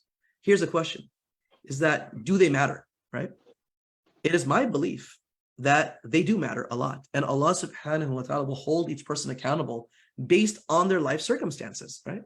So to take your question, if Allah has made somebody broke, it's easy for us to understand that when that person stands before Allah on the day of judgment, Allah is not going to say, why didn't you give tons of sadaqah, right? Why? Because their circumstance in life, if they grew up in poverty, their parents were poor, they're more likely to be poor, all these things, they're going to be poor. And we say they're absolved from having to give that type of sadaqah, right? So similarly, if someone is being raised in a way where they may not have the most healthy understanding of Allah, do we expect that person to have the exact same level of accountability as a person who was given the most beautiful understanding of Allah subhanahu wa ta'ala through their secure relationships, through all these things, right? These are deep theological questions that I don't think we have good answers for, but I deeply believe that Allah holds each person accountable to the extent that they can be accountable in this, right? So the one who has more ability to carry these weights will be held more accountable, right? So it's not absolving people, but it's for us to say, look, we can't have everyone say, well, I've been traumatized, so I have no accountability. No, you are still accountable. But because there is a path of redemption, there is a path of rehabilitation, right? Look, when someone is born into a family of disbelievers, are they absolved of having to accept Islam? Of course not, right? So if someone has been born into a Muslim family with a distorted image of Allah, it is still, there's accountability on them. And it is their job to seek out improving that. Why? Because they can say, look, what I have feel is not in accordance with what is in the book of Allah subhanahu wa ta'ala, right? There's some disconnect between my emotions, right, and the knowledge I'm supposed to have. I need to rectify this, right? And that is why we're encouraged and we're obligated to go on this path of knowledge, right? Now, Allah will hold us each accountable to a different extent. So I will not say that everyone is equally, right, accountable. Yeah, I'll leave it at that because I think we're getting towards the end of time. So Barakallahu feekum. I'll open up for Abu Tariq. I know you have a comment and or question. Assalamu alaikum. alaikum assalam. Jazakumullah khairan, Brother Uthman, for this presentation. Some of it I think we talked about earlier, and really it's very important point to think of. I will maybe have 3 comments if you don't mind. The first comment is related to the last thing which you talked about the accountability. We also believe that Allah is al-Adl. So of course Allah knows what our situation is, and let's leave it to his justice, his adl, his rahmah to deal with people. Barakallah feek, and that's very good. They are not going to deal with all of us at the same standard. The point which you mentioned, the relationship of this view about Allah subhanahu wa ta'ala in some topics addressed in Usul Fiqh, I would ask you to be prepared for the 5th edition of Usul Fiqh. Review this particularly, please. The Hakim and the Taklif. Because yes, it is addressed from quote unquote legal point of view. Just Usuli point of view. The last point is that what you, and I think I wrote it in the comment, what you are talking about is really should be added to some material introduced to those who are about to get married. From before they get married, let them be aware of how to really deal with, how to present the true image of Allah subhanahu wa ta'ala in the right way to the children, so that it will inshallah Rabbil Alameen produce unexpected behavior that will at the end please Allah subhanahu wa ta'ala. Jazakumullah khairan for everything. Jazakallah khair, Abu Tariq, for your comments always. I'm happy to. I think that through these years and years of doing this work, we've stumbled across these ideas, and let's get to the 5th edition and add this in. I think that will be a very new, I don't think anyone, I haven't seen that in an Usul book ever. So, you were always a pioneer in these regards. So happy to be a part of the journey, inshallah. Interesting way to find out we're writing another book. No, we have to, Abu Tariq we have to publish his books more. He writes enough books. We need to publish them. So I will bug other folks on that front. Abu Tariq has done the writing. Someone else has to publish them. So absolutely. I'll make a couple other, I'll just make a comment or two, and then I'll end with that. Just, I know you might have more questions, but a couple ideas. And this gets back to, I think, what you mentioned, Abu Tariq, about parenting and marriage and all these topics. It's at the end of the day, what we care about is when somebody is asked a question, like, you can put somebody in a typology. And I don't want to say now, like in an it's not like academic here. It's just kind of like a common sense, like default, like colloquial way of thinking about the world. And we need to assess people, right? So including people who are getting married, including young children, including adults, that there are all these different pop culture notions of who God is and who Allah is that have also seeped into our psyche. That comes from, so parents are only one part of the equation, and religious educators. So there's also movies, TV shows, right? Music. And there's no doubt all of this is coming together to create this weird concoction of an image of Allah that is likely distorted in the minds of most people. So again, if I just think about like movies, you see even the Marvel universe, there's an entire, and I don't watch these movies at all, but there's an entire way of now talking about gods, right? And who God is and God's vengefulness and demandingness, right? In the Spider-Man movies, right? There's an idea of multiverses and all these things. Like these things are shaping every day how our kids think about God, right? I remember growing up watching The Simpsons, right? And they constantly would mock God as kind of like always just demanding all these things that don't make any sense, right? And so for us, it's like, look, have our kids internalize, and the Quran, by the way, talks about these typologies. It's just our ability to extract them, right? So one of the most common typologies of Allah or God images that exist today is this idea of kind of like a divine therapist, right? Or even like just like an entitled person who's like, God is just there to shower me with his blessings, right? And Allah talks about this, right? Right? When asabatu khayrun itma'anna bih, right? When asabatu sharrun, right? Inqalaba ala wajhihi khasira dunya wal akhirah. What is Allah telling us? There's people who have this wrong view of ibadah, right? They worship God, right? They believe in God, but when good, like they think it's just good supposed to happen to them. So what happens? Well, if you have this view of God, expectation, right? This comes back to this idea of what do you expect out of life? And this applies to everything. You know, if you expect out of marriage, right? And maybe this is good, you know, marriage advice for Ziyad, who's just freshly in his marriage, right? If you think that marriage is going to be the most like perfect, flawless, like enjoyable endeavor where there's nothing bad that happens, and like, you know what? It's Hollywood, it's Bollywood, and it's just this, utopian life, right? We know from studies, you are going to have a bad marriage. Why? It's not anything wrong with your spouse, right? It's not your behavior. It's a misalignment with what you expected out of this relationship. And this relationship is unable of delivering because of the nature of life, right? And so the exact same thing, you go into a job and you expect a job to be a certain way. And even if that job is great, but it doesn't meet the expectation, you're going to be unhappy in your job, right? So the exact same thing here. What do you expect out of Allah? This is why Ibn Qayyim talks about tawakkul. He's like, tawakkul, trust in Allah, is pretty much nearly synonymous with your husn al-dhan towards Allah. You cannot have trust in Allah if you perceive Allah is out to do bad to you, right? He says that very explicitly, right? He said, La yutasawwar at-tawakkul, right? Mimman yasi'u ilayk, right? Whoever, if someone is like, you think that this entity who runs the universe has it out for you, right? Is looking to punish you, is looking to harm you. There's no sense of trust that's going to go into that, right? And so, my closing comment here is that Allah talks about this, that look, kids internalize. And Elon Musk, he said this in a tweet, right? He said this when he was asked to come to Islam last year. I forgot I mentioned this, right? He's like, oh, I'm going to go to hell anyway. God throws everybody in hell. I'm good with where I'm going, right? This sense of just like God is so demanding and so hard to please that why try pleasing him? Because the odds of success are so low. And that is sadly how many young people have also internalized who Allah is. They really have, right? They see, when Allah says, وَأُزْلِفَتِ الْجَنَّةُ لِلْمُتَّقِينَ غَيْرُ بَعِيدٍ. Allah is telling you in the Quran that Jannah has been brought near to you. It's not far away. But they have internalized, man, hell is just so easy to get to. And Jannah is just so hard to get to. Where is the drive to work towards this, right? We would not enroll in a course, right?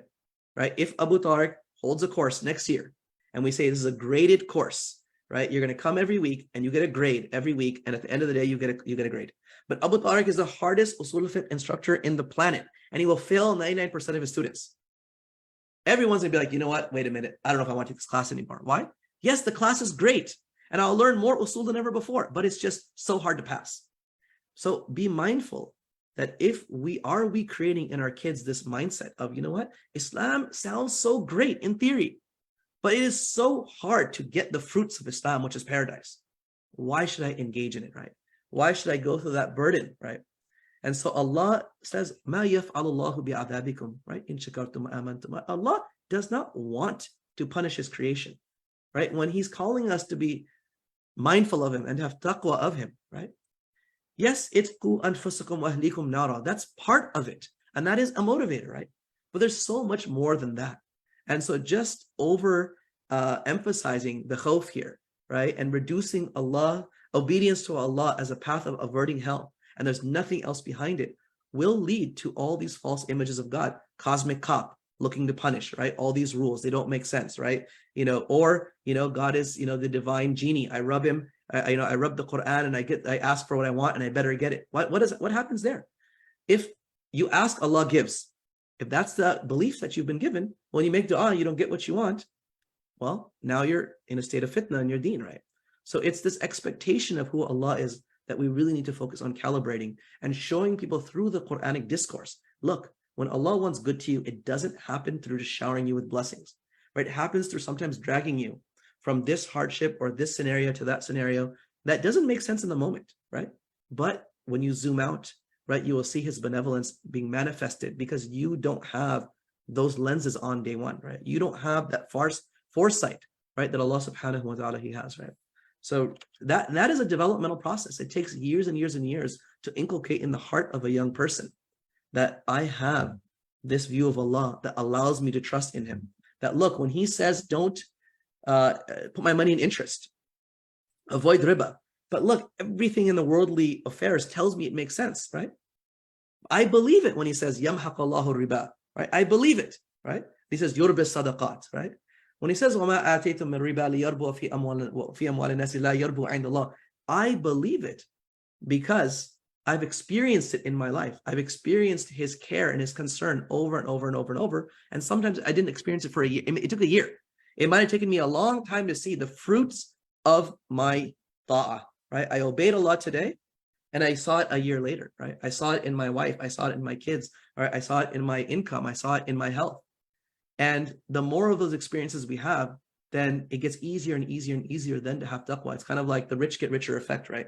The more taqwa you have, right, then the more good is going to happen. You're going to see Allah's benevolence in the world. It's not the more that good is going to happen to you objectively, right? So we ask Allah subhanahu wa ta'ala to make us amongst those who see, right, his benevolence, and who raise our children and our students and all those around us to see him in the most beautiful way, to see his love and his affection and his care and his concern. And through that, we're concerned with displeasing him and earning his displeasure. And we ask Allah subhanahu wa ta'ala to make us amongst those who earn his pleasure and get Jannatul Firdaus, and who have taqwa in every aspect of our life, in the macro and in the micro. Subhana rabbika rabbil izzati amma yasifun wa salamun alal mursalin walhamdulillahi rabbil alameen. So, jazakumullah khair, everyone. There's a few more questions, we can take it. وإياكم. Well, we'll go ahead and end here just because we started technically around 1. It's almost 2 hours past. So again, just to may Allah Ta'ala accept your du'as and ameen to those sentiments.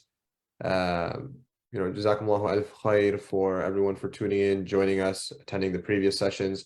If you have not attended the previous sessions and you want to know what they're about, Muhammad will go ahead and drop the links for the YouTube page where you can catch the recordings of the previous speakers, as well as what they had kind of enumerated or elaborated on.